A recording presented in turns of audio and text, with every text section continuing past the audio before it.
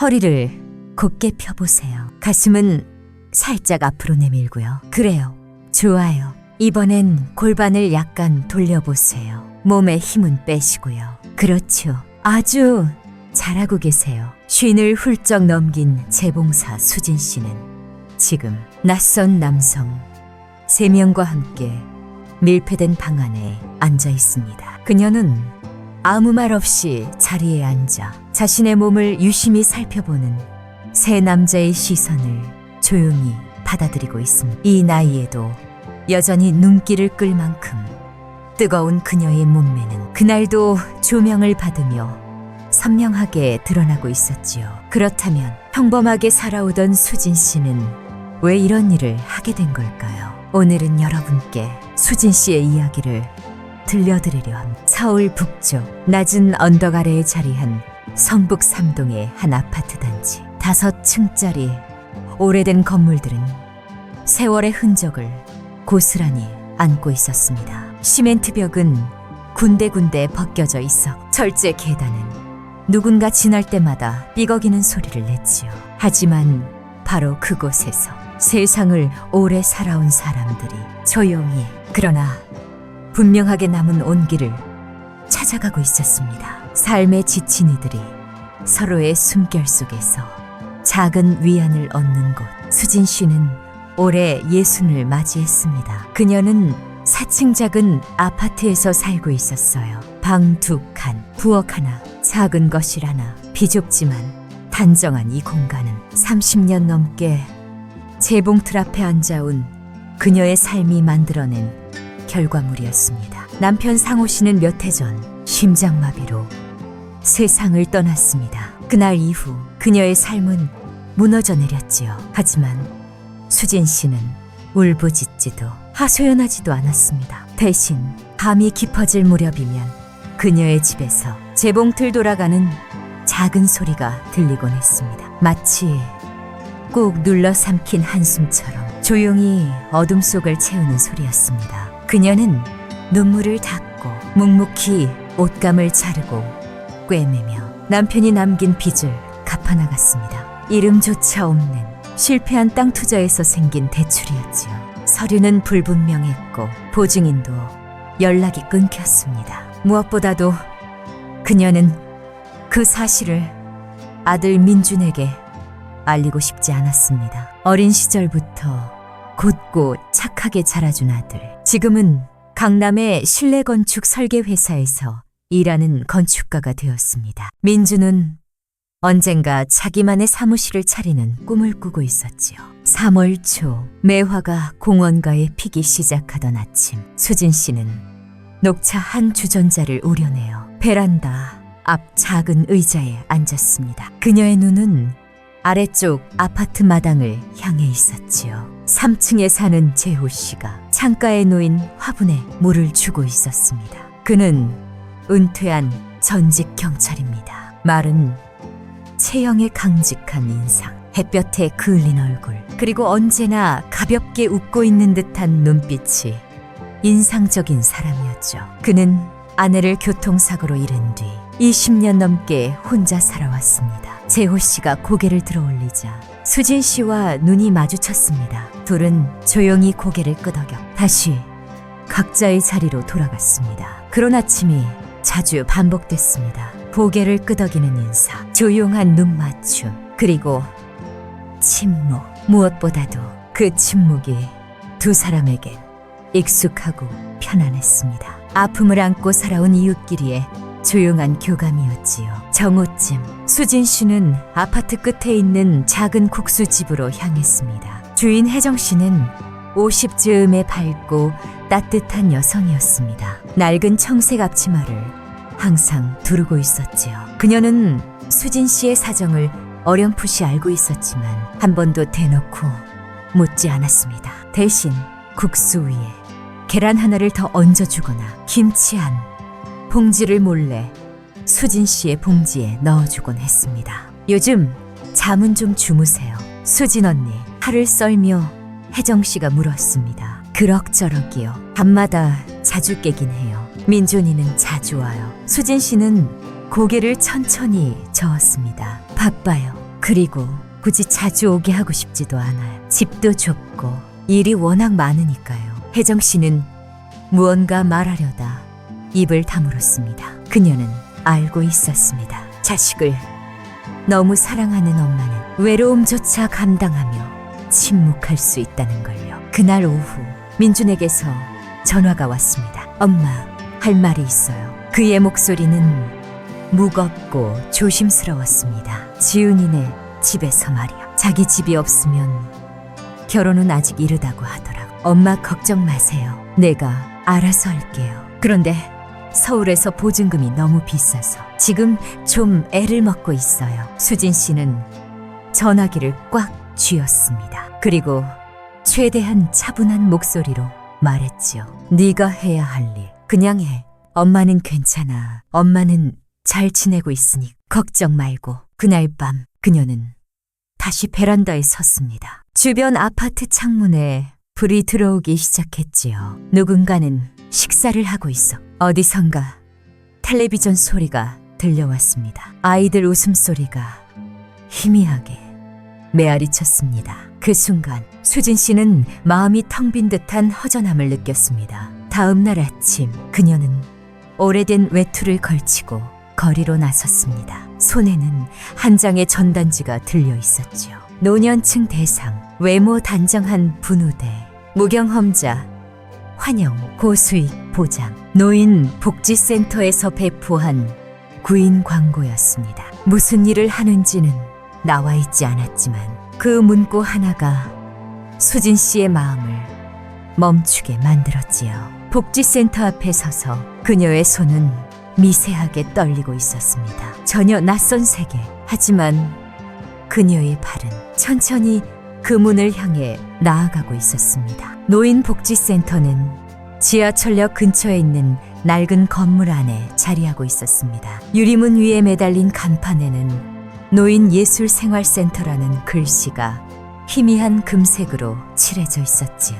초봄의 흐릿한 아침 햇살 아래 그곳은 단정하면서도 어딘가 모르게 불분명한 분위기를 풍기고 있었습니다. 수진 씨는 조심스럽게 안으로 들어섰습니다. 로비는 반짝이는 타일 바닥에 작고 낮은 접수대 하나가 놓여 있었고 그 뒤에는 젊은 여성이 휴대폰을 바라보며 앉아 있었습니다. 수진 씨가 다가가자 그녀는 고개를 들고 정중하게 미소를 지었습니다. 일자리 신청하러 오신 거죠. 목소리는 부드럽지만 기계적이었습니다. 수진 씨는 조용히 고개를 끄덕였습니다. 저희는 지금 초상화 수업용 모델을 모집하고 있어요. 한 번에 약 1시간 정도 가만히 앉아 계시면 되고요.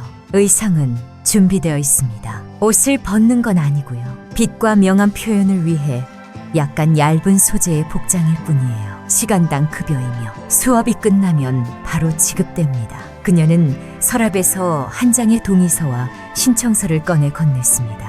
수진 씨는 자세히 읽지 않았습니다. 그녀의 머릿속에는 오직 아들 생각뿐이었습니다. 서울 집세, 보증금, 그 무거운 짐을 아들에게 지우고 싶지 않았지요. 조금쯤 수치스러워도 그건 자신이 감당하면 되는 일이니까요. 그녀는 펜을 들어 이름을 적었습니다. 첫 주는 생각보다 무난했습니다. 수업에는 노년의 화가 4명만 있어 그들은 나무 의자에 앉아 묵묵히 스케치를 이어갔습니다. 수진 씨는 방 한가운데 나무 단상 위에 앉아 무릎까지 오는 흰색 실크 드레스를 입 손은 허벅지 위에 올려놓은 채 멍하니 한 점을 바라보았습니다. 노란 조명이 그녀의 피부 위로 떨어져 주름과 주근깨가 열게 드러났습니다. 마른 손은 정갈해 긴장된 자세였지만 무너지지 않았습니다. 매번 60분이 지나면 보조 강사가 손뼉을 쳐 수업 종료를 알렸습니다. 수진 씨는 고개를 숙여 인사한 뒤 말없이 돌아갔지요. 하지만 5번째 수업날 분위기가 달라졌습니다. 3명의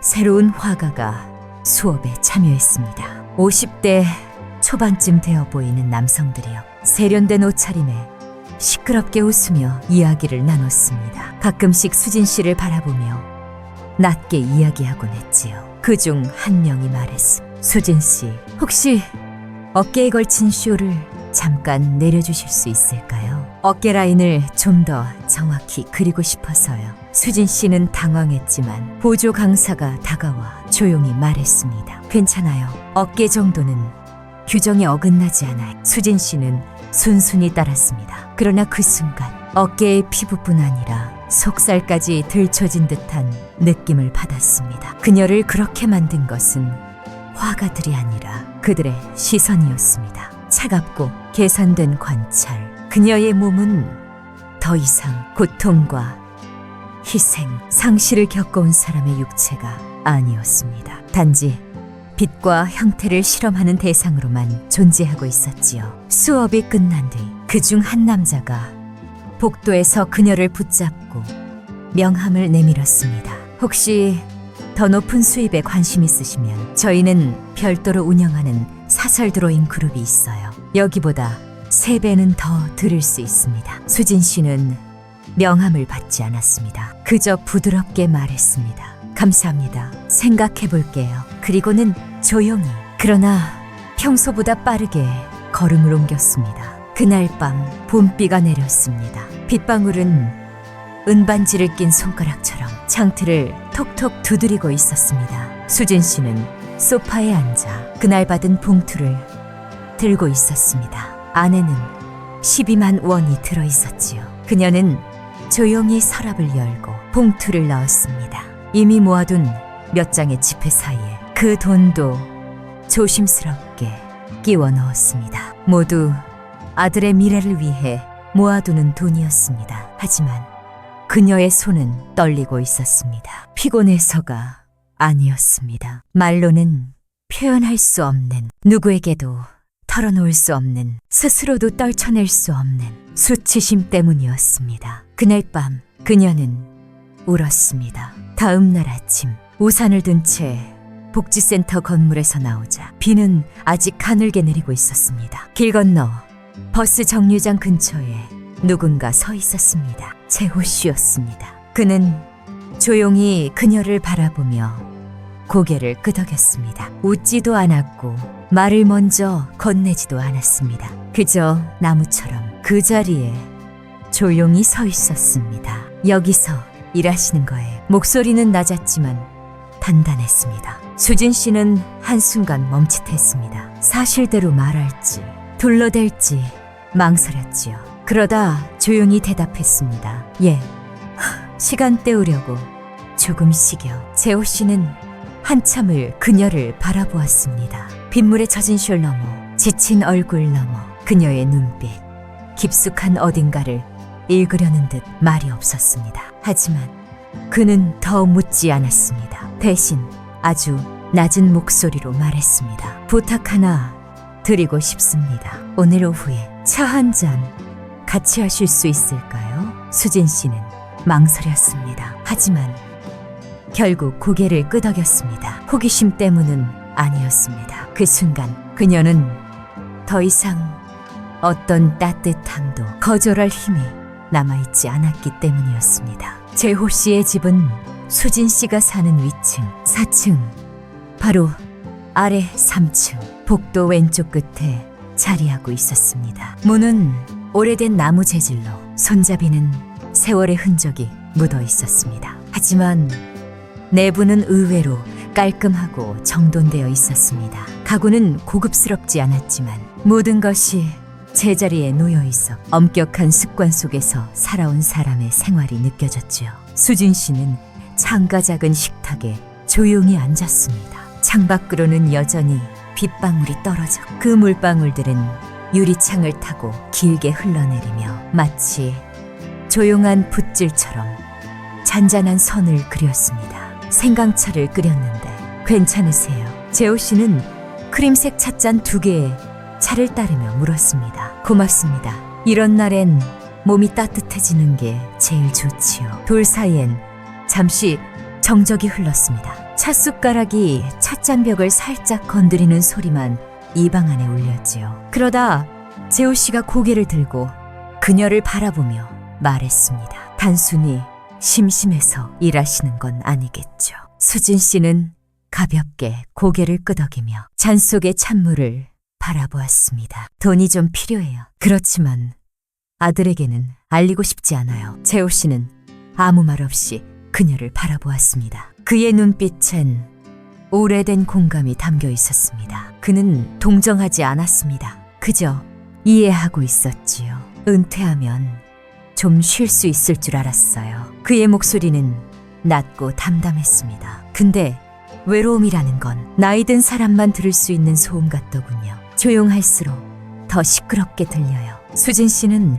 고개를 들고 열게 웃었습니다. 남편이 세상을 떠난 지 3년이 됐어요. 집은 2배로 넓어진 것 같은데 3배로 더 추워졌지요. 재호 씨는 조용히 고개를 끄덕이며 자리에서 일어났습니다. 그는 방 한쪽 책장으로 가더니 작은 나무 상자를 꺼내 식탁 위에 올렸습니다. 뚜껑을 열자 안에는 오래된 천 조각들이 정리되어 있었습니다. 고운 자수가 놓인 명주, 빛바랜 벨벳, 남쪽 지방의 염색 린넨. 각 천 조각은 비닐팩에 담겨 있어 그 위엔 손글씨로 메모가 붙어 있었습니다. 경주, 조선시대, 홀레보, 1910년, 전라도, 베개 커버 영천. 바느질 잘하시죠? 그가 물었습니다. 수진 씨는 고개를 끄덕였습니다. 한때 맞춤 옷가게를 운영했어요. 제 웨딩드레스도 직접 만들었지요. 요즘은 그냥 동네 분들 옷 수선해 드리는 정도예요. 재호 씨는 작게 웃었습니다. 제가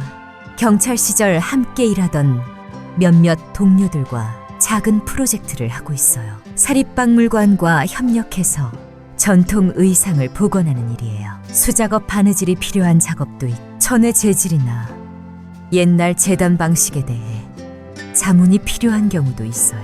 이런 일을 해줄 사람 찾기 쉽지 않더라고요. 그런데 문득 수진 씨가 떠올랐어요. 수진 씨는 상자 속 천 조각들을 바라보았습니다. 그 천 하나하나가 무언가를 말하고 있는 듯 했지요. 세월에 대해, 수십 년 전 그것을 만졌던 여인의 손에 대해. 그녀는 조용히 눈길을 내렸습니다. 일은 많지 않아요. 보수도 적당히 드려요. 무엇보다 중요한 건 그 어떤 눈길도 감당하지 않아도 된다는 거예요. 그의 말은 조용했지만 그녀의 마음 어딘가를 단단히 건드렸습니다. 수진 씨는 등받이에 기대 앉았습니다. 바로 대답하지 않았습니다. 저를 도우시려는 건가요? 재호 씨는 그녀를 똑바로 바라보며 말했습니다. 도와드리는 게 아닙니다. 초대하는 겁니다. 이 시대에선 좀처럼 보기 힘든 존중이라는 단어가 담긴 말이었습니다. 수진 씨는 창밖을 바라보았습니다. 비는 거의 그쳐 있었습니다. 창틀엔 젖은 참새 한 마리가 떨리는 몸을 부르르 털고 있었습니다. 하지만 날아가지 않았으니 그 자리에 그대로 서 있었습니다. 하루만 생각할 시간을 주세요. 재호 씨는 미소를 지었습니다. 기다릴게요. 그날 밤 수진 씨는 바느질도 하지 않아 평소처럼 차를 우리지도 않았습니다. 대신 서랍 깊숙이 넣어두었던 작은 나무 상자를 꺼냈습니다. 그 상자 안엔 고인이 된 남편의 유품이 담겨 있었습니다. 색이 바랜 결혼사진 한 장, 자수틀, 천을 고정하던 큼직한 옷핀 하나, 그리고 수십 년 전부터 써왔던 주문장부. 장부 첫 장엔 그녀의 손글씨가 남아 있었습니다. 손이 가족을 추위에서 살린다. 가슴은 그 손이 따뜻할 수 있도록 한다. 그녀는 그 문장을 손끝으로 조심스럽게 어루만졌습니다. 그리고 몇 달 만에 처음으로 혼자서 미소를 지었습니다. 다음 날 아침 하늘은 맑게 겠습니다. 초봄의 햇살이 창살 사이로 비집고 들어오며 무거웠던 긴 밤을 밀어내듯 방 안을 환히 비추고 있었습니다. 수진 씨는 찬물로 얼굴을 씻고 연한 하늘색 니트와 베이지색 쇼를 걸쳤습니다. 화장은 하지 않았고 그저 보습 크림만 가볍게 발랐습니다. 눈 밑엔 여전히 어두운 그림자가 남아 있었지만 그 눈빛만큼은 어제보다 훨씬 밝아져 있었습니다. 그녀는 천 가방 하나를 들고 재호 씨의 집문을 두드렸습니다. 가방 안에는 오랜만에 꺼낸 도구들이 담겨 있었습니다. 바늘 몇 개, 줄자, 작은 실통 하나. 진짜 일을 위해 준비한 도구들이었지요. 9시라고 하셨죠. 그녀가 조용히 말했습니다. 문을 연 재호 씨는 미소를 지었습니다. 사실 안 오실 수도 있다고 생각했어요. 하지만 오셨으면 좋겠다고 바랐습니다. 프로젝트 사무실은 종로 탑골공원 근처 오래된 건물 3층에 자리하고 있었습니다. 약 40제곱미터 남짓한 작은 공간. 천장이 낮고 벽엔 전통 복식 복원 도면이 빼곡히 붙어 있었지요. 공기에는 오래된 원단과 낡은 소나무의 냄새가 섞여 있어 방 한쪽에서는 누군가 실을 꿰는 소리가 작게 들렸습니다. 수진 씨는 그곳에서 팀원 2사람과 인사를 나누었습니다. 첫 번째는 한병기 씨. 70을 넘긴 전직 경찰이자 과거에는 증거 보관소를 관리하던 사람이었습니다. 지금은 복식의 재질과 역사에 관한 자료를 연구하고 있었지요. 마른 얼굴에 날카로운 인상이었지만 그 눈빛만은 부드럽고 따뜻했습니다. 두 번째는 유나리 씨. 40살 즈음 해외에서 패션 디자인을 전공하고 현재는 여러 민속 박물관에서 프리랜서 큐레이터로 일하고 있었습니다. 짧은 턱선, 머리, 동그란 안경. 말투는 빠르고 직설적이었지만 그 속에는 분명한 열정이 느껴졌습니다. 재호 선생님께 수진님 이야기를 들은 적 있어요. 나리 씨는 인사를 하며 말했습니다. 전통 홀레형 두건을 손바느질로 할 수 있는 분은 정말 드물거든요. 수진 씨는 조금 놀란 표정을 지었습니다. 전 그냥 자문만 하는 줄 알았어요. 나리 씨는 웃으며 말했습니다. 자문만 하셔도 좋지만 직접 바느질해 주신다면 저희는 정말 감사하죠. 방 한켠에는 선명한 붉은색의 홀레 한복이 있었습니다. 속천은 이미 거의 다 사가 있어 옆에는 수십 개의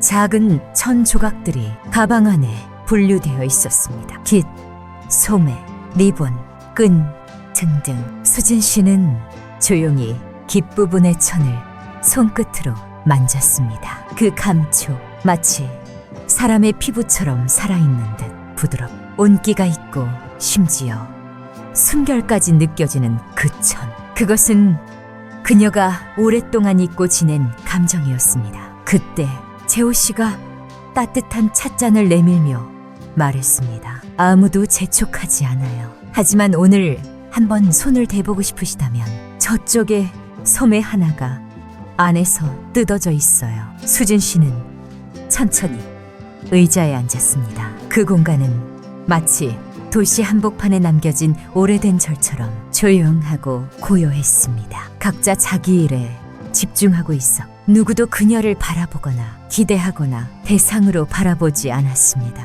그녀는 바늘에 실을 꿰고 첫 바늘질을 시작했습니다. 약간 사근천, 안쪽부터 트여있는 봉제선. 하지만 그녀의 손은 세월로 인해 떨리는 듯 보이면서도 분명히 기억하고 있었습니다. 천이 풀리지 않게 감싸는 법, 겉으로 드러나지 않게 깔끔하게 마감하는 법을. 1시간이 지나고 나리 씨가 다가와 소매를 내려다 보았습니다. 완벽해요. 그녀는 작게 감탄하며 말했습니다. 요즘 학생들은 이런 기술을 배울 기회조차 없거든요. 수진 씨는 아무 말 없이 미소만 지었습니다. 그녀의 가슴 속 어딘가에서 작은 온기가 스며나오기 시작했습니다. 칭찬 때문이 아니었습니다. 수년 만에 처음으로 그녀의 손이 생존을 위한 도구가 아니라 기억이자 예술로 받아들여졌기 때문이었습니다. 퇴근길,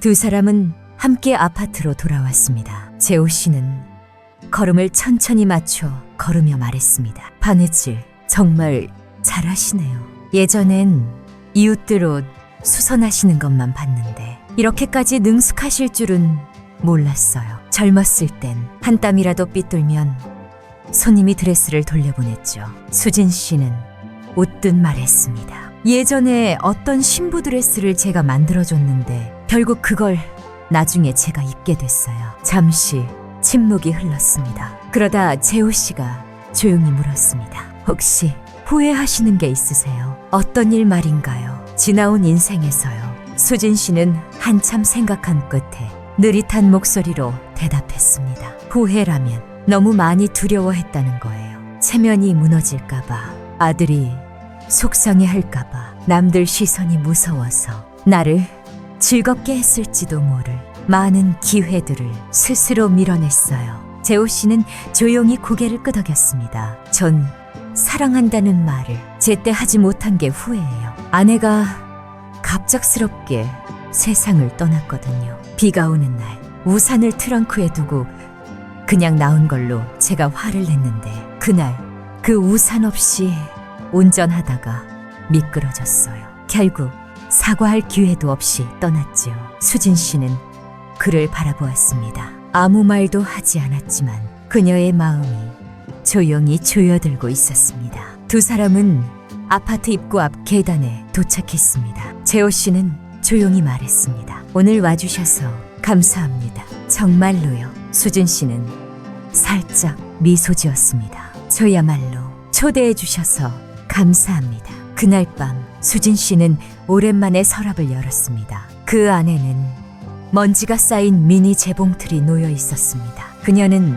젖은 천으로 기계 구석구석을 닦 전원을 연결한 뒤 발로 페달을 밟아보았습니다. 기계는 처음엔 약간 우문거리더니 곧 안정적인 소리를 내며 돌아가기 시작했습니다. 마치 그녀의 심장처럼 오랫동안 아무것도 느끼지 못한 채 멈춰있던 그 마음이 지금 다시 천천히 움직이기 시작했습니다. 둘째 주에 일은 수진 씨가 지금껏 한 번도 느껴보지 못했던 드문 평온 속에서 흘러갔습니다. 아침 8시 반이면 그녀는 늘처럼 재호 씨와 함께 아파트를 나섰습니다. 지하철 4호선 두 사람은 나란히 앉아 복원해야 할 원단이 담긴 천 가방을 품에 안고 있었습니다. 많은 말을 주고받지는 않았지만 어색함도 없었습니다. 날씨에 대한 한마디, 미끄러운 계단을 조심하라는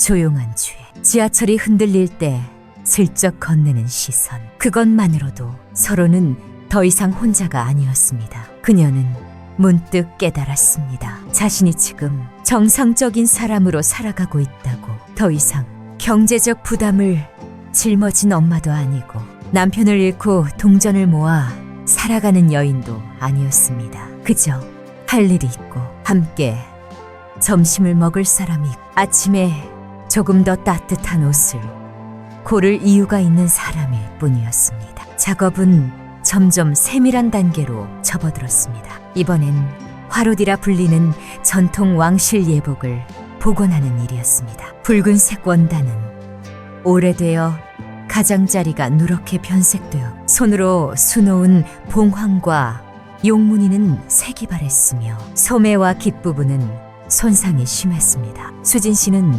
조선시대의 전통적인 옷단 접기 방식으로 소매와 깃을 새로 복원해야 했습니다. 큐레이터 나리 씨는 수진 씨를 깊이 신뢰하고 있었습니다. 이건 수진님께 부탁드릴게요. 지금까지 3분이나 맡겨봤지만 아무도 감히 손대질 못했어요. 잘못 복원되면 박물관에서 전시를 거부할 수도 있거든요.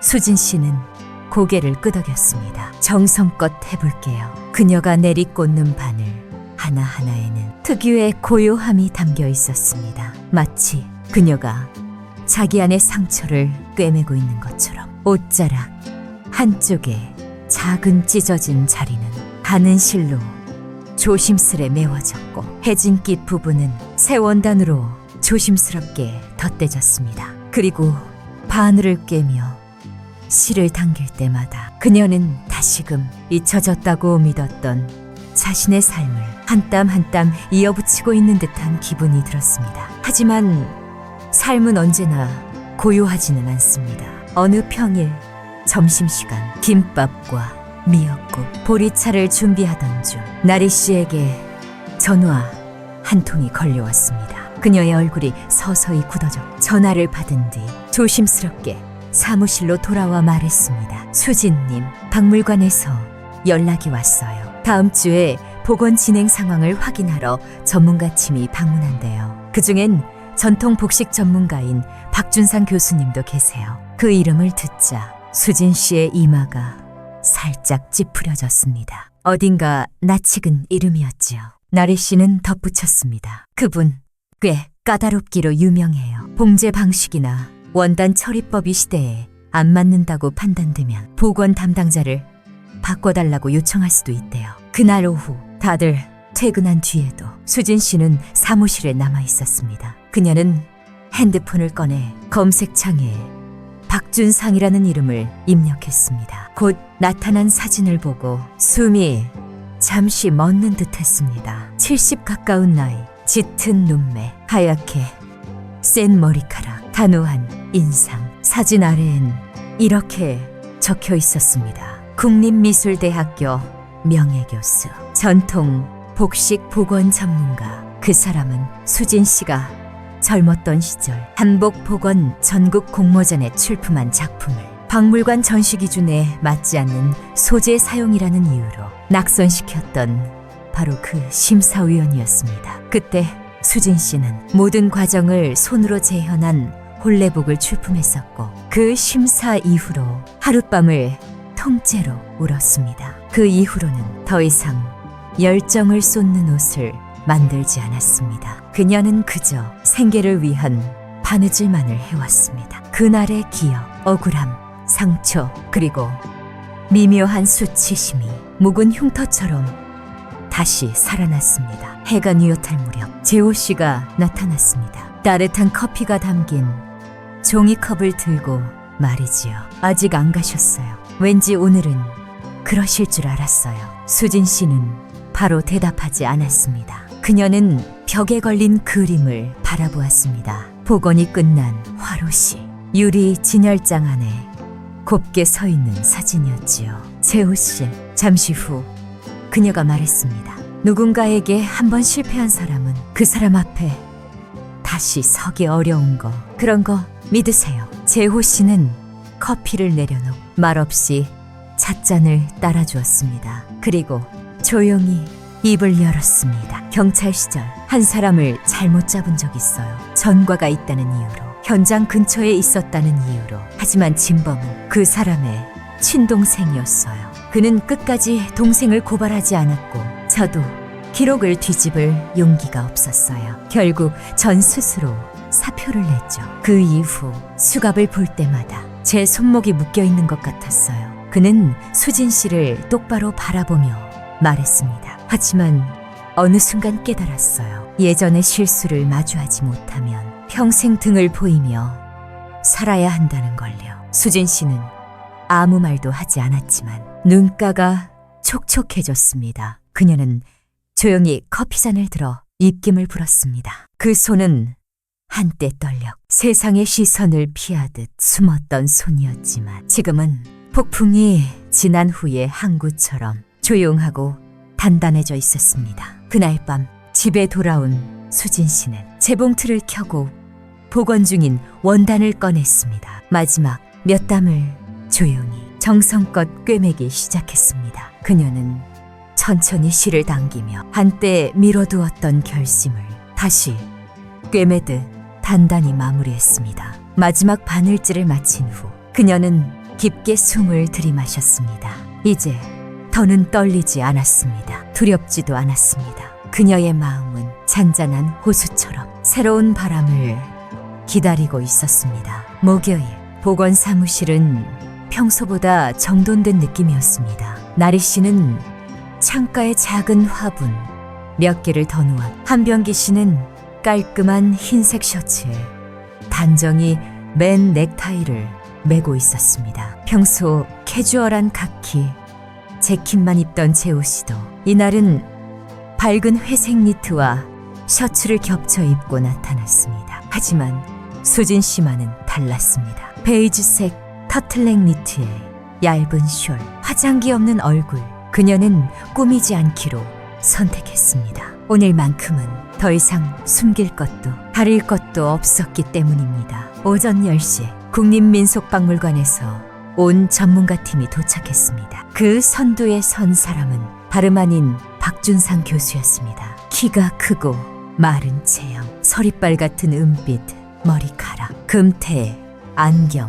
그 옆엔 남녀 2명의 젊은 조교가 노트와 펜을 손에 든 채 따라붙었습니다. 안녕하세요. 박 교수는 낮고 쉬어가는 듯한 목소리로 말했습니다. 여기 머물 수 있는 시간은 2시간뿐입니다. 우선 첫 번째 화롯복원 진행 상황부터 확인하겠습니다. 나리 씨가 다가가 기술 설명서와 각 부분별 작업 일지를 건넸습니다. 그녀는 테이블 위에 전시된 복식한 벌을 가리켰습니다. 소매와 깃부분은 수진 씨가 직접 손바느질한 부분이었습니다. 이 부분은 수진님이 작업하신 겁니다. 전통 한복을 30년 넘게 만드신 분이에요. 박 교수는 아무 말 없이 고개를 끄덕이고 고개를 숙여 바느질 부위를 세밀히 살폈습니다. 방안은 숨소리 하나 없이 조용했습니다. 심지어 히터 바람 소리조차 문틈을 타고 스치는 바람처럼 들릴 정도였지요. 그는 돋보기를 꺼내 기세 가장자리를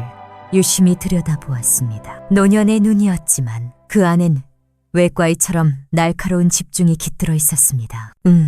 숨은 박음질이 훌륭하군요. 식물 염색된 면실을 사용했네요. 시대적 기준에 맞습니다. 그는 혼잣말처럼 중얼거렸습니다. 남자 조교가 물었습니다. 교수님, 소매 라인은 어떤가요? 좋습니다. 드레이프가 살아있으면서도 형태가 무너지지 않아 복식 구조를 정확히 이해한 솜씨입니다. 단순히 흉내낸 게 아니에요. 박 교수는 고개를 돌려 나리 씨를 바라보며 물었습니다. 이 부분은 누가 바느질했나요? 나리 씨는 방 한쪽에서 조용히 서 있던 수진 씨를 가리켰습니다. 저분입니다. 박 교수는 고개를 들어 수진 씨를 바라보았습니다. 그의 눈빛엔 순간적인 놀라움과 익숙함이 겹쳐졌습니다. 30년이 흘렀지만 어떤 얼굴은 세월이 지나도 옷감의 먼지처럼 기억에 깊이 박혀있지요.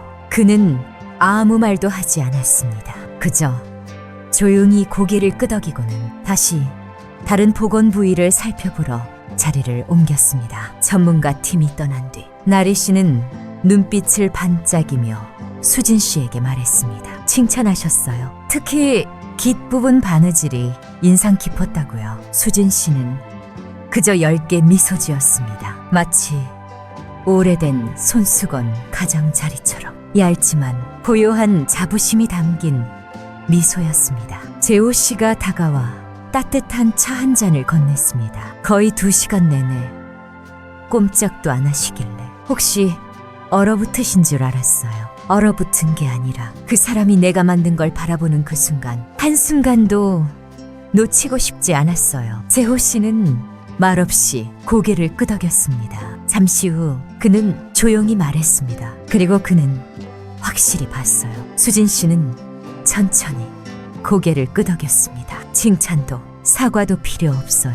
그냥 그가 알았으면 됐어요. 내가 아직 여기 있다는 것, 살아있다는 것, 그리고 여전히 가치를 만들어내고 있다는 것. 그녀의 목소리는 낮고 조용했지만 그 울림은 재호 씨의 마음속에 잔잔한 멜로디처럼 스며들었습니다. 간결하지만 강인하고 당당하게. 그날 오후 모두 퇴근한 뒤 수진 씨는 남아 책상을 정리했습니다. 천 조각 하나하나를 고이 접고 상자에 넣으며 주름을 다림질하듯 기억 하나를 접어넣는 듯 했습니다. 문을 닫으려던 찰나 누군가가 조용히 노크했습니다. 박 교수였습니다. 이번에는 조교도 없이 혼자였습니다. 아침의 냉정한 표정은 사라지고 대신 조용하고 진지한 얼굴이 있었습니다. 실례합니다. 잠시 개인적으로 드릴 말씀이 있어 들렀습니다. 수진 씨는 손에 들고 있던 손수건을 내려놓았습니다. 들어오세요. 박 교수는 한참을 서 있다가 조용히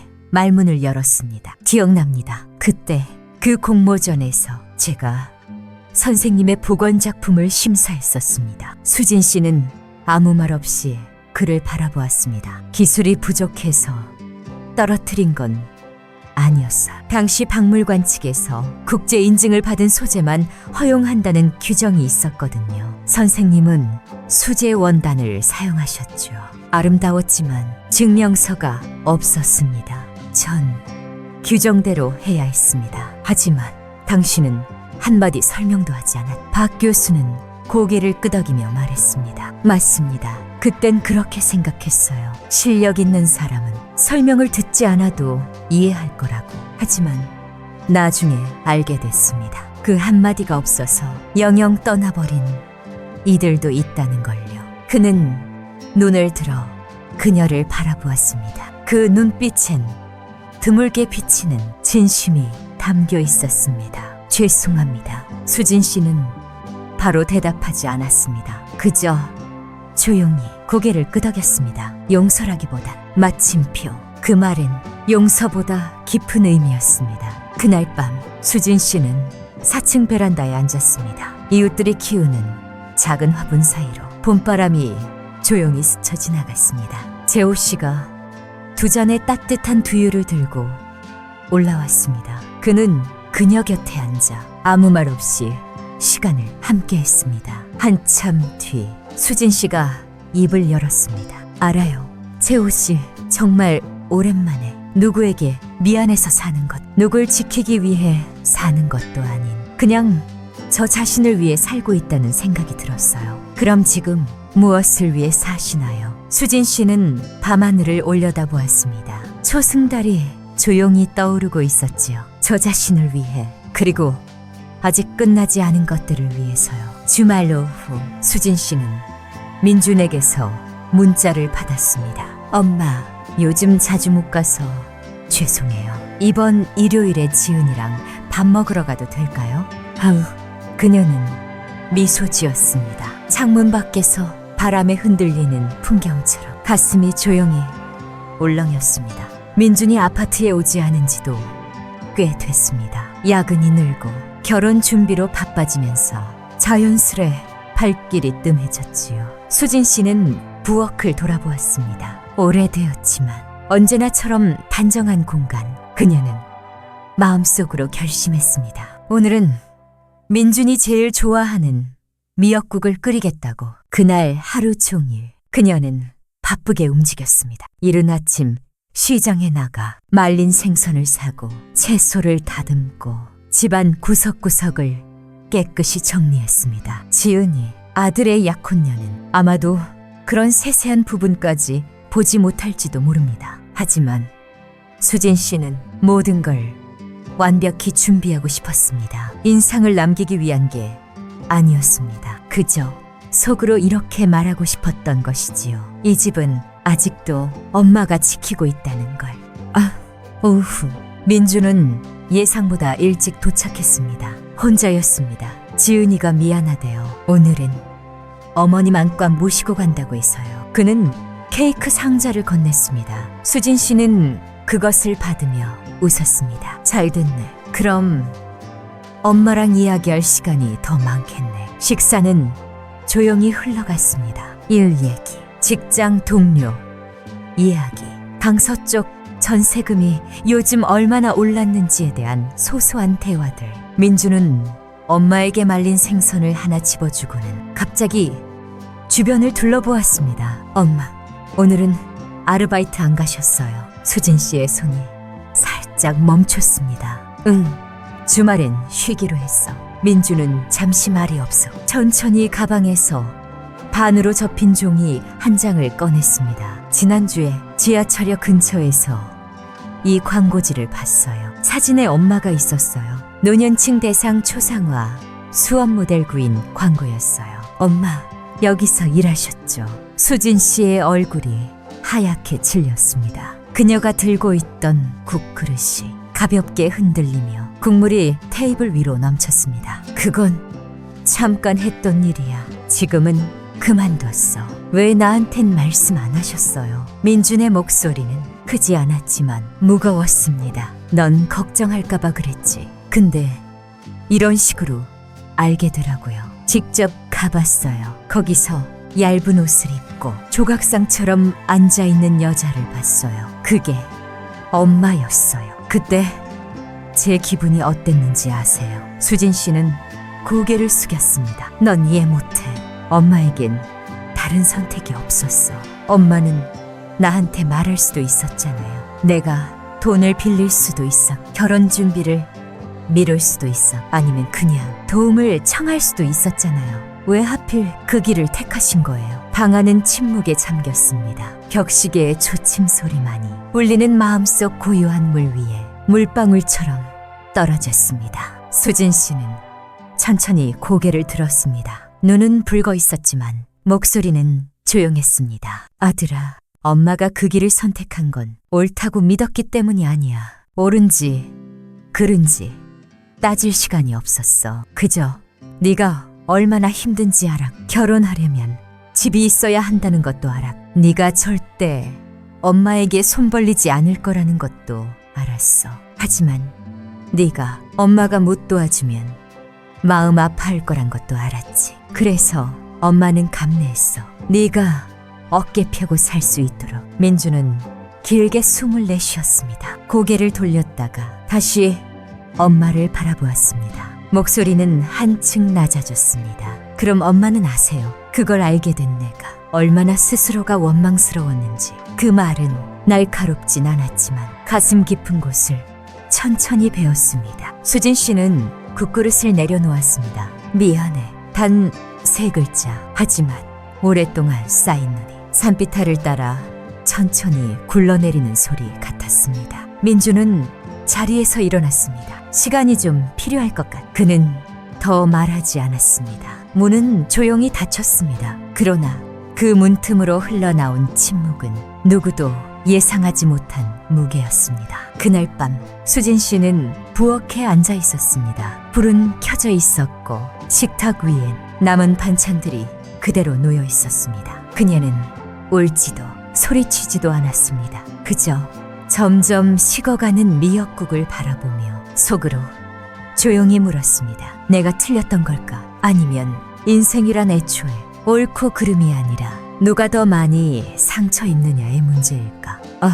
그때 조용한 노크 소리가 들렸습니다. 그녀가 고개를 들었습니다. 재호 씨였습니다. 괜찮으세요? 수진 씨는 고개를 끄덕였습니다. 하지만 그녀의 시선은 그를 통과해 뒤에 길게 이어진 조용한 자신의 집 쪽 어둠을 향해 있었습니다. 아들에게 숨긴다고 생각했는데 결국은 다른 방식으로 상처만 줬네요. 재호 씨는 아무 말 없이 방 안으로 들어와 따뜻한 물 한 컵을 따랐습니다.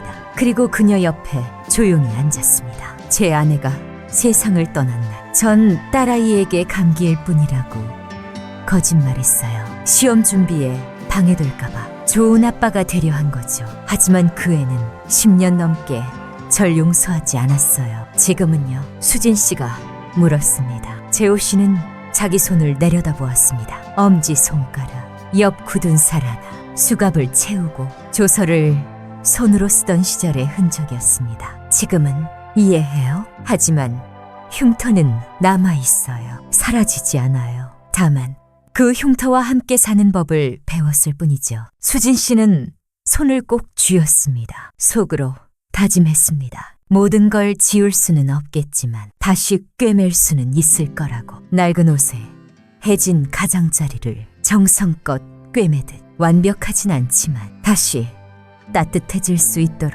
일주일이 흘렀습니다. 수진 씨의 집은 다시 예전처럼 조용함에 잠겼습니다. 그녀는 평소처럼 출근해 한 땀 한 땀 정성스럽게 바느질을 이어갔지만 마음속은 그림 하나 없는 벽처럼 허전했습니다. 민주는 연락하지 않았, 전화도 없었습니다. 그리고 그녀 역시 연락하지 않았습니다. 서운해서가 아니라 어디서부터 말을 꺼내야 할지 몰랐기 때문입니다. 그 주중 그녀는 오랜 지인을 다시 만났습니다. 아파트 단지 앞 국수집 주인 혜정 씨였습니다.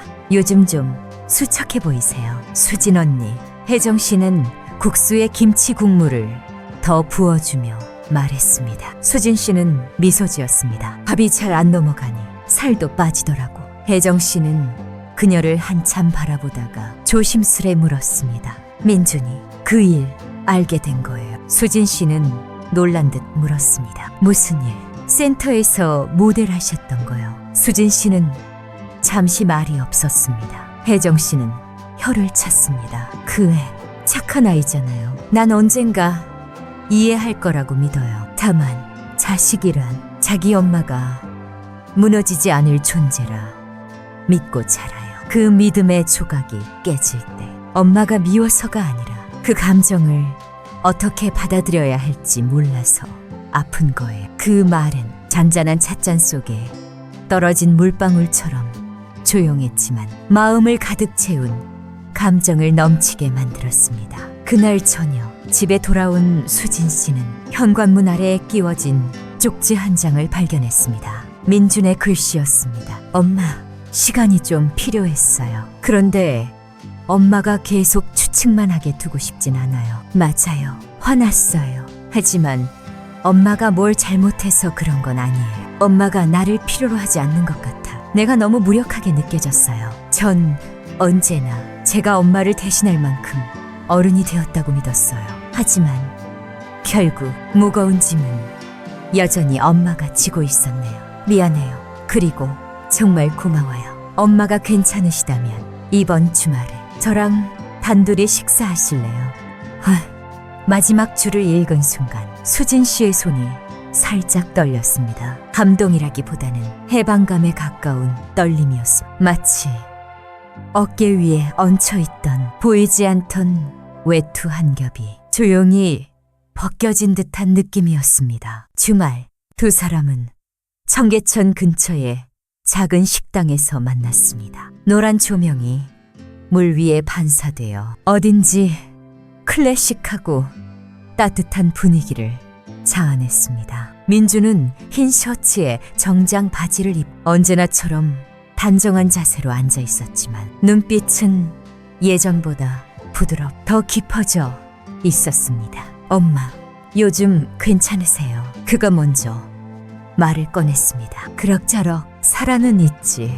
수진 씨는 미소 지으며 답했습니다. 며칠 전에 지은이를 만났어요. 엄마 얘기 다 들려줬어요. 모델을 하셨던 것도 내 전세금 마련하려고 몰래 돈 모으셨던 것도요. 지은이가 그러더라고요. 내가 만난 여자 중에 가장 강한 분 같아요. 라. 수진 씨는 놀란 듯 물었습니다. 지은이가 다 알아. 응, 내가 다 얘기했어요. 그리고 민주는 젓가락을 내려놓고 어머니를 정면으로 바라보며 말했습니다. 이제부턴 엄마, 제발 나한텐 숨기지 마세요. 엄마가 뭘 포기했는지, 얼마나 버텼는지 모르는 채 나는 더 이상 살고 싶지 않아요. 수진 씨는 조용히 고개를 끄덕였습니다. 그녀의 마음속에 작은 꽃 한 송이가 피어나는 듯 했습니다. 그리고 너도 꼭 잘하려고 애쓰지 않아도 돼.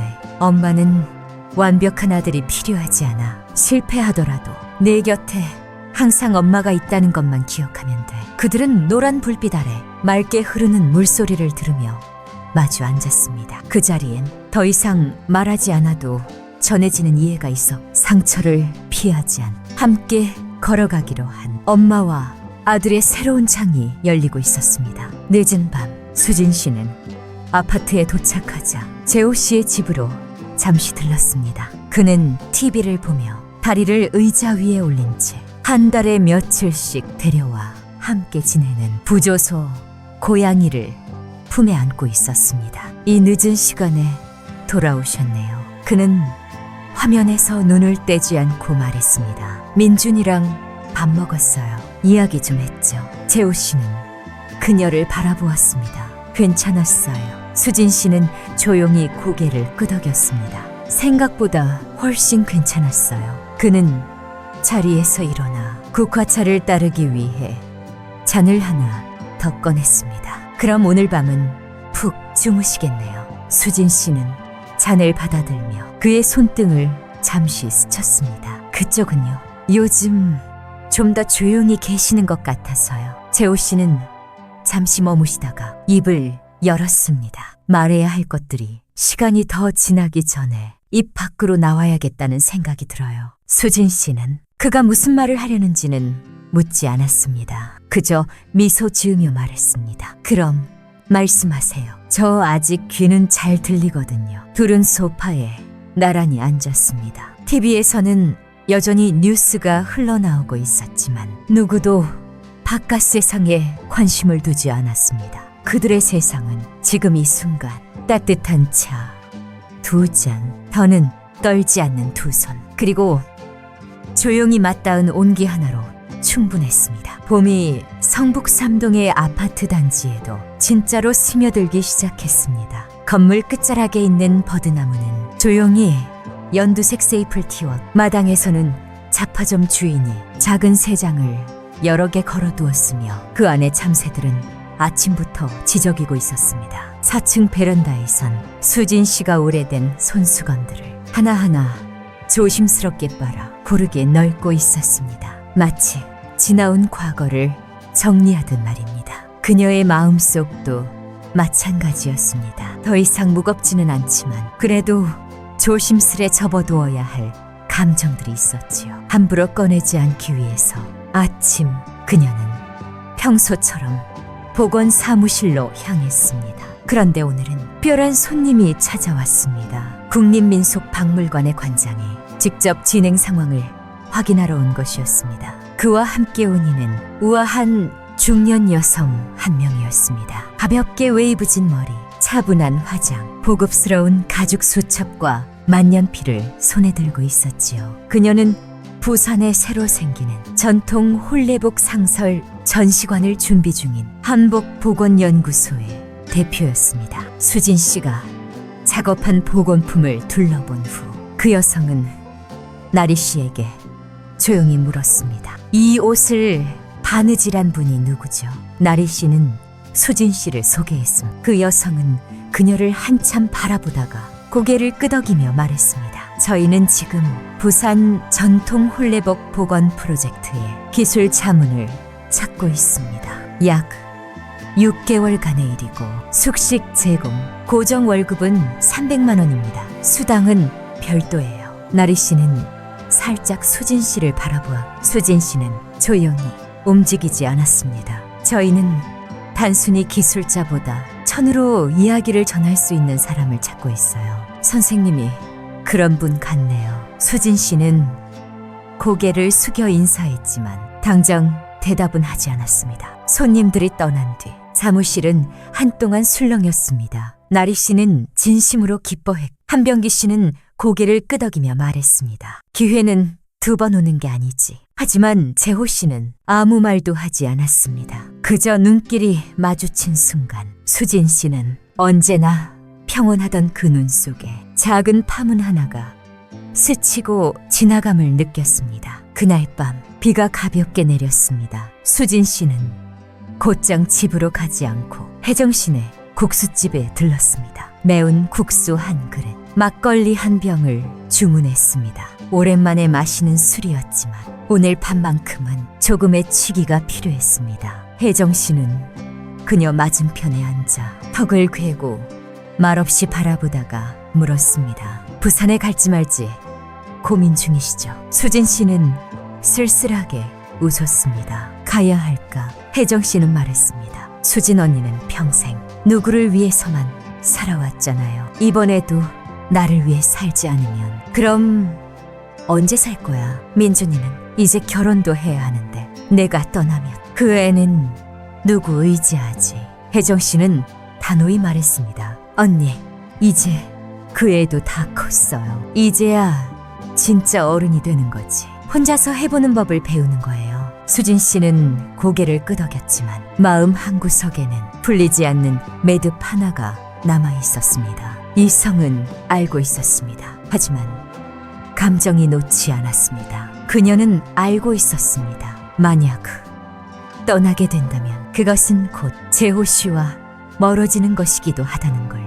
아파트에 도착했을 때 3층 재호 씨 집의 문이 살짝 열려 있었습니다. 복도에는 노란 불빛이 은은하게 번지고 있었지요. 습관처럼 수진 씨는 조용히 3번 노크했습니다. 재호 씨가 문을 열었습니다. 언제나처럼 부드러운 눈빛이었습니다. 오셨군요. 시간 괜찮으세요? 이야기 좀 하고 싶어서요. 그는 그녀를 안으로 들였습니다. 방 안은 여전히 따뜻해 생강차 향도 같았지만 왠지 오늘은 공기가 조금 답답하게 느껴졌습니다. 그녀는 소파에 앉았습니다. 늘 마시던 차도 손에 들지 않았습니다. 부산 이야기 들으셨죠? 나리 씨한테 들었습니다. 수진 씨는 그를 바라보았습니다. 한참을 말없이. 그러다 조용히 물었습니다. 제가 가면 섭섭하시겠어요? 잠시 정적. 재호 씨는 고개를 돌렸다가 다시 그녀를 바라보며 말했습니다. 네, 섭섭하죠. 하지만 잡지 않을 거예요. 왜요? 좋아하니까요. 네 글자 마치 바람처럼 부드럽게 흘렀지만 공기 전체를 멈추게 했습니다. 그는 계속해서 말했습니다. 좋아한다는 이유로 내 곁에만 붙잡아 두려는 건 그건 욕심이니까요. 정말 필요한 일이면 가셔야죠. 수진 씨는 고개를 숙였습니다. 한참을 말없이 있다가 조용히 말했습니다. 그럼 내가 안 가고 싶은 건 나도 당신을 좋아해서라면. 재호 씨는 그녀를 바라보았습니다. 수많은 사건과 비극을 봐온 그 눈동자엔 이제 단 하나의 진심만이 남아 있었습니다. 그녀가 행복했으면 좋겠다는 마음. 내 곁에 있든 멀리 있든 상관없이 그는 그녀의 손을 잡았습니다. 처음으로 느릿하고 단단하게. 그럼 제가 함께 걸을게요. 결정이 어떤 것이든 전 이 자리에 있을 겁니다. 그리고 기다릴 겁니다. 그날 밤 수진 씨는 바느질을 하지 않았습니다. 대신 편지를 썼습니다. 누구에게 보내는 것도 아니었습니다. 단지 베개 밑에 살포시 넣어두기 위한 자신에게 쓰는 편지였습니다. 수진아, 내일 떠난다면 부지 기억하렴. 너는 분명 한 번쯤은 당당히 사랑받은 사람이었다는 걸. 그리고 남는다면 이제는 희생하기 위해서가 아니라 피어날 수 있는 하루를 위해 살자.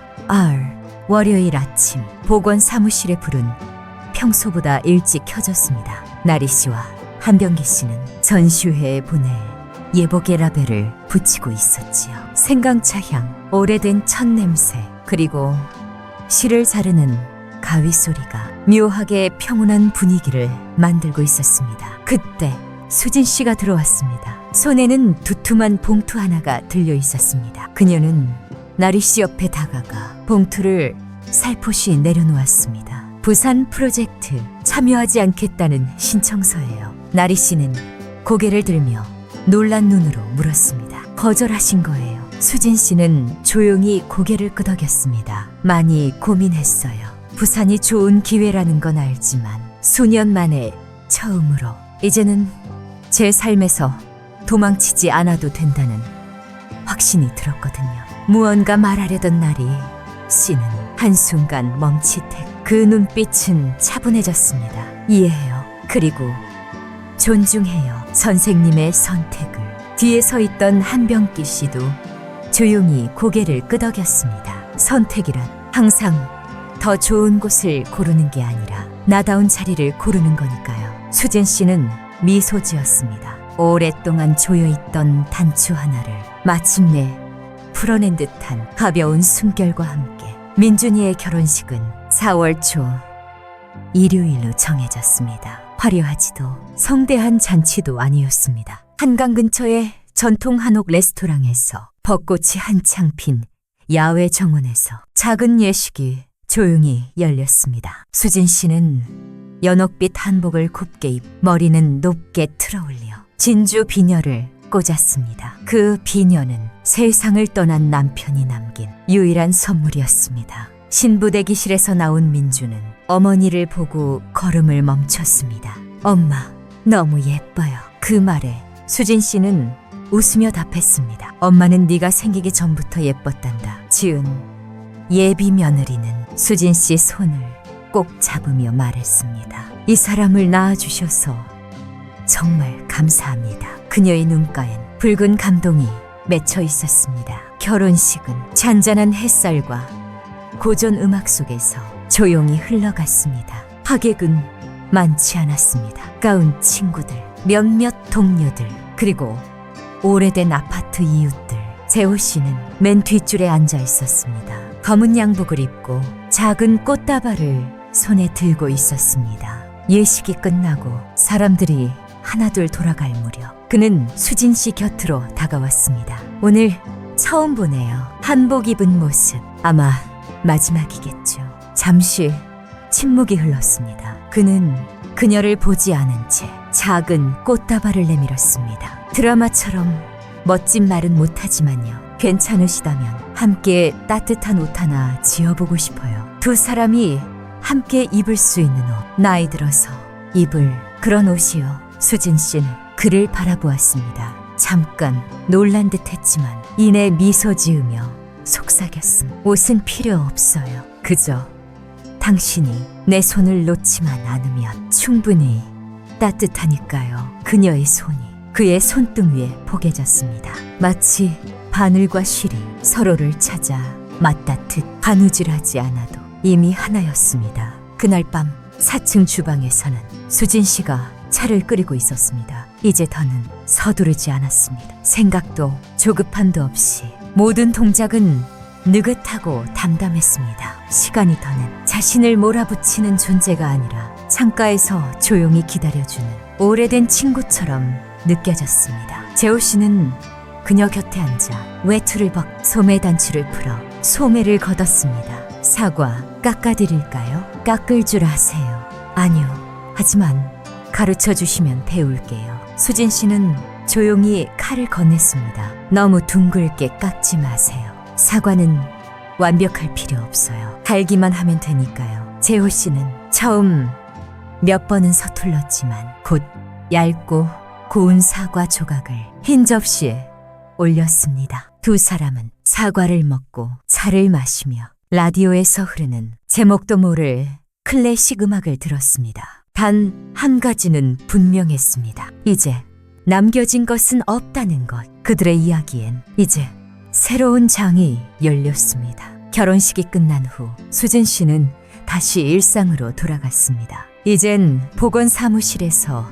전임으로 일하지는 않았지만 작은 일들은 계속 맡았습니다. 예를 들면 소매 끝이나 깃 부분, 꽃단추 같은 작은 수선들. 박물관에서 월별로 들어오는 주문도 여전히 있었습니다. 그건 힘들지 않게 그녀가 익숙한 리듬을 이어갈 수 있도록 해주는 조용한 방식이었습니다. 재호 씨는 새로운 취미가 생겼습니다. 3층 베란다에서 작은 채소밭을 가꾸는 일이었지요. 매일 아침 그는 바질, 케일, 청양고추 화분에 물을 주고는 그걸 들고 4층으로 올라갔습니다. 그리고는 수진 씨 집 앞에서 노크했습니다. 마치 숙제를 자랑하러 온 학생처럼. 이거 냉면이랑 먹으면 정말 맛있어요. 그는 싱그러운 향이 나는 채소를 내밀었습니다. 수진 씨는 그걸 받아들며 장난스럽게 핀잔을 주었습니다. 이렇게 흙투성이로 가져오면 어쩌자는 거예요. 어서 손 씻고 차 마셔요. 그들의 삶은 서로 얽매이지도 형식에 묶이지도 않았습니다. 하지만 따뜻함은 언제나 충분했습니다. 그들은 혼인신고도 하지 않아 함께 살지도 않았으니 여전히 각자의 집 한 층 차이의 거리를 두고 지냈습니다. 하지만 매 끼니 비 오는 날 계절이 바뀌는 바람결 속엔 서로의 온기가 늘 스며 있었습니다. 그러던 어느 날 모든 것이 조금 어긋났습니다. 그날은 금요일 아침이었습니다. 수진 씨는 보건 사무실에서 전화를 받았습니다. 나리 씨의 목소리는 조금 급했습니다. 전주에서 새로 여는 전시회에 필요한 예복이 있는데 담당하던 선생님이 사고를 당해서 기한 내에 마무리를 못하시게 됐어요. 선생님이 그만두신 건 알지만 혹시 가능하시다면 도와주실 수 있을까요? 수진 씨는 망설임 없이 수락했습니다. 바느질은 그녀의 일부였고 누군가가 그녀를 믿고 부탁한 일이었기에 마음이 저절로 움직였습니다. 그 주말 그녀는 바느질방에서 거의 나오지 않았습니다. 한복에 미감을 담은 현대식 드레스 한 벌을 정성껏 꿰매고 또 꿰맸습니다. 깃부분을 꿰매던 중 허리를 너무 오래 숙이고 있었던 탓일까요? 등이 뻐근하게 아파오기 시작했습니다. 하지만 그녀는 멈추지 않았습니다. 해가 기울 무렵 통증은 다리까지 번쩍 밤이 되자 결국 몸을 일으킬 수 없게 되었습니다. 그녀를 발견한 건 재호 씨였습니다. 현미죽을 들고 올라왔는데 노크해도 문이 열리지 않 살짝 열려있던 문을 밀고 들어갔지요. 그곳에는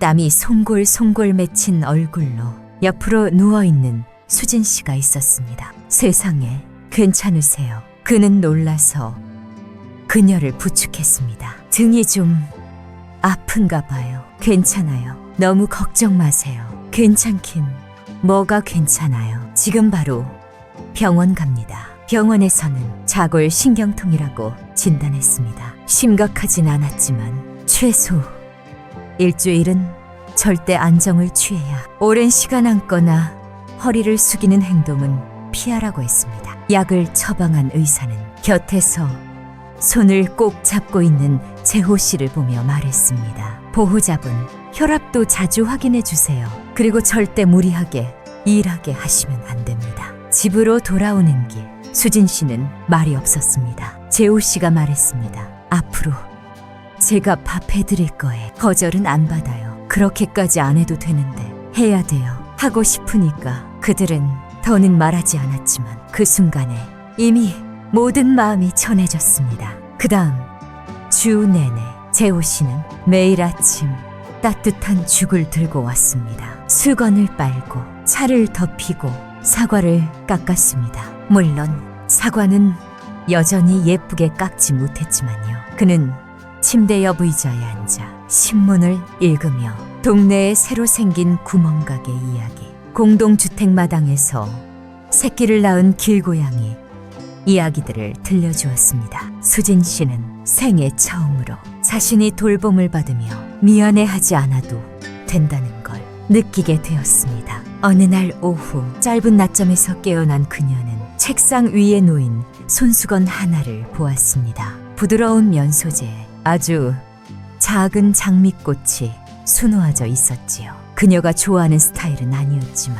바느질 선은 어딘가 어색하고 딱딱했습니다. 여성의 손길이 아닌 건 분명했습니다. 그녀는 살짝 불렀습니다. 이거 혹시 당신이 만든 거예요? 부엌에서 재호 씨가 고개를 내밀었습니다. 그냥 한번 해봤어요. 군대 때 이후 처음 꿰매본 실밥이라. 그녀는 웃었습니다. 이렇게 뻣뻣하면 땀 닦다가 이마 다 벗겨지겠네요. 그래도 그걸 간직해 주신다면 다음엔 안 벗겨지게 더 부드럽게 꿰맬게요. 그날 밤 그들은 4층 베란다에 함께 앉아 도시의 불빛을 바라보았습니다. 바람은 시원했고 아무 말도 필요 없었습니다. 그러다 수진 씨가 살짝 고개를 돌리며 숨결처럼 조용히 물었습니다. 내일 제가 예전처럼 건강하지 않게 되어도 계속 곁에 있어 줄 거예요. 재호 씨는 망설이지 않았습니다. 전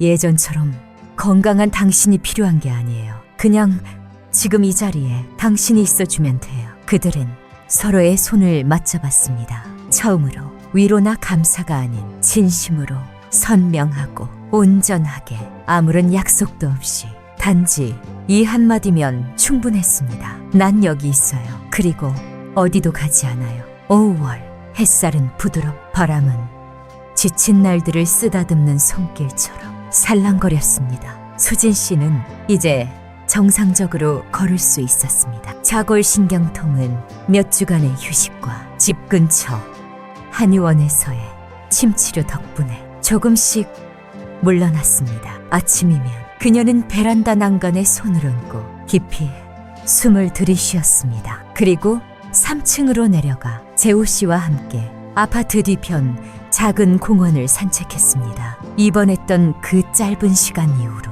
수진 씨는 예전처럼 완벽한 독립을 고집하지 않게 되었습니다. 이젠 재호 씨가 집에 들어와 밥을 짓도록 두었고 그가 수건을 다리고 창문을 닫도록 했습니다. 비가 많이 오는 밤엔 혹시라도 혼자 있다가 다치면 어쩌나 무서워요 라는 이유로 그가 소파에서 하룻밤을 보내는 것 허락했습니다. 그리고 어느 비 오는 오후 그녀가 먼저 말했습니다. 이제 소파에서 앉아도 돼요. 재호 씨는 신문에서 눈을 들어 잠시 말을 멈췄습니다. 그 말은 제 침대 넓어요. 그리고 당신이 코를 심하게 골지 않을 거란 믿음도 있어요. 고백하는 밤도 없었고 우린 어떤 사이예요? 라는 질문도 없었습니다. 단지 칫솔 2개가 도자기 컵에 나란히 놓여 니트 2벌이 같은 빨랫줄에 함께 말라 찻잔 2개가 같은 모양으로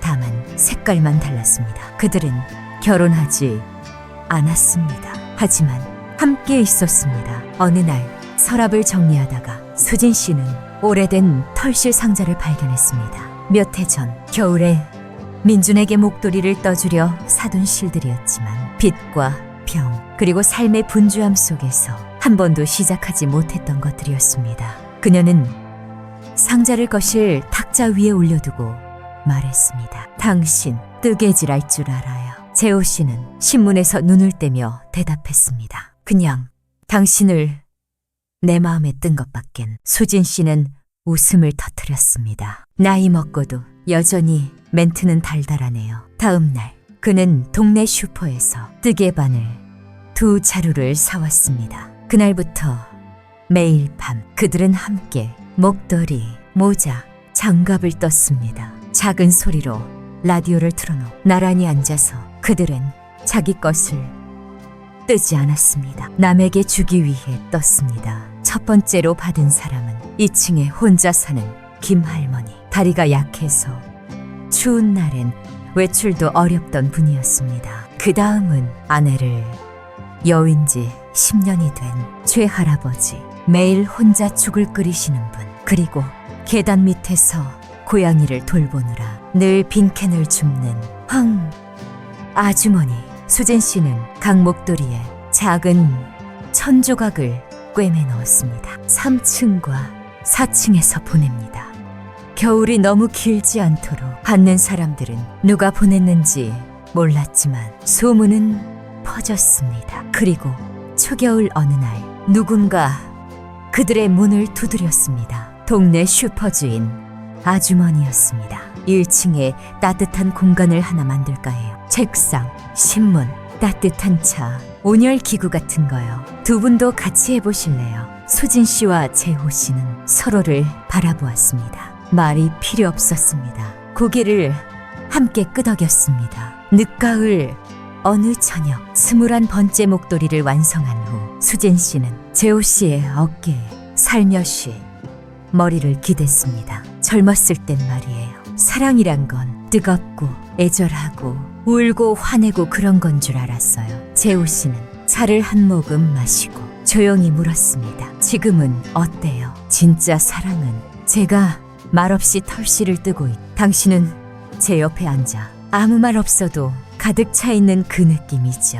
그는 그녀의 손을 살며시 감싸주었습니다. 창밖으로 늦가을 바람이 커튼 사이로 스며들었습니다. 잘 익은 낙엽 향과 국화꽃 향기가 함께 실려왔습니다. 그들은 더는 아무것도 바라지 않았습니다. 결혼식도 서류도 필요 없었습니다. 단지 한 사람, 늙음을 이해하고 함께 늙어갈 수 있는 그 한 사람만으로. 사랑은 우리를 다시 젊게 만들기 위해 오는 게 아니라 우리를 외롭지 않게 해주기 위해 오는 것이니까요. 겨울은 오래따라 조금 더 일찍 찾아왔습니다. 첫눈은 이른 아침부터 조용히 내려 4층 베란다에 케일 화분은 하얀 크림처럼 부드러운 눈으로 덮였습니다. 3층과 4층의 부엌에서는 고구마 굽는 냄새, 계피차 향, 그리고 갓 빨아놓은 털실 냄새가 은은히 퍼졌습니다. 그날 아침 재호 씨는 평소보다 일찍 일어났습니다. 두툼한 솜잠바를 걸치고 4층으로 올라갔습니다. 손에는 베이지색 봉투에 담긴 편지가 있었습니다. 작은 노끈으로 묶인 그 편지를 그는 베란다 테이블 위에 살며시 올려놓았습니다. 그곳에는 얇은 담요를 두르고 따뜻한 차를 들고 앉아있는 수진 씨가 있었습니다. 이게 뭐예요? 그녀가 아직 잠이 덜 깬 목소리로 물었습니다. 읽어봐요. 그는 옆에 앉으며 숨길 수 없는 미소를 띈 눈으로 말했습니다. 수진 씨는 편지를 열었습니다. 안에는 작은 종이 한 장. 그가 직접 쓴 손글씨가 조금은 떨리지만 정성스럽게 담겨 있었습니다. 사랑하는 내 평생을 기다려 비로소 만난 이웃에게 젊은 시절 나는 사랑이란 가슴이 두근거리고 밤잠을 설치게 만드는 거라 믿었습니다. 하지만 지금 이 나이가 되어서야 알게 되었습니다. 진짜 사랑은 내가 편안히 잠들 수 있는 마음. 그 사람이 위층에서 무사히 자고 있다는 것을 알기에 안심하고 눈을 감을 수 있는 마음이라는 것을 나는 평생 혼자일 거라 생각했어요. 그런데 당신이 나타났습니다. 요란하지 않고 눈부시지도 않았지만 오랫동안 닫혀있던 창문을 살며시 스치는 봄바람처럼 조용히 다가와 주었습니다. 문을 열어줘서 고마워요. 내 손이 떨릴 때 차를 쏟을까봐 걱정하지 않 그저 미소로 받아줘서 고마워요. 우리는 어떤 사이예요? 묻지 않고 그저 내 손을 잡아주어서 고마워요. 언젠가 내 이름조차 기억나지 않게 되는 날이 오더라. 당신만은 기억해줘요. 내가 당신을 위해 손수건을 꿰맨 세상에서 유일한 남자였다는 걸. 비록 서툰 바느질이었지만요. 그리고 어느 날 눈이 내리는데 익숙한 노크 소리가 들리지 않게 되더라도 그저 기억해주세요. 나는 당신을 사랑했다는 걸. 한 노인의 마음이 담을 수 있는 모든 고요함으로 당신을 땅을 사랑하는 나무처럼 아무 말 없이 그러나 절대 떠나지 않고 제호.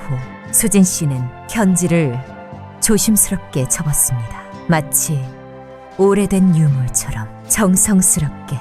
눈물은 없었습니다. 하지만 그녀는 그의 손을 잡고 꼭 쥐었습니다. 당신이 편지를 쓸 줄 아는 줄은 몰랐네요. 그녀는 하얗게 물든 창밖을 바라보며 말했습니다. 배운 거예요. 당신한테요. 자, 한잔하자고. 처음 말 걸어준 그날, 그게 당신이 쓴 첫 번째 편지였어요. 그들은 함께 했던 털실 담요 아래 나란히 앉았습니다. 테이블 위에는 따뜻한 차 2잔, 말린감 1접시, 그리고 익숙한 멜로디에 무언가 음악이 흐르는 라디오. 아래마당에서는 아이들이 눈을 던지고 있었습니다. 맑은 웃음소리가 겨울이라는 계절을 조금도 늙지 않게 했습니다. 4층 베란다. 한 남자와 한 여자가 젊지도 더 늙지도 않은 채 그저 지금이라는 순간을 온전히 살아가고 있었습니다. 수진 씨는 고개를 기울여 그의 어깨에 기대었습니다. 얼마나 오래 함께하겠다는 약속은 필요 없어요. 다만 내일 아침 눈을 떴을 때 당신이 여전히 곁에 있으면 그걸로 충분해요. 재호 씨는 그녀의 손을 살며시 감쌌습니다. 지금까지 그랬던 것처럼 난 어디도 가지 않아요. 눈은 계속 내렸습니다. 그리고 그 작은 동네의 작은 베란다 위에서 한 송이 사랑이 피어 있었습니다. 눈부시진 않았지만 겨울 하나쯤은 따뜻하게 품을 수 있을 만큼은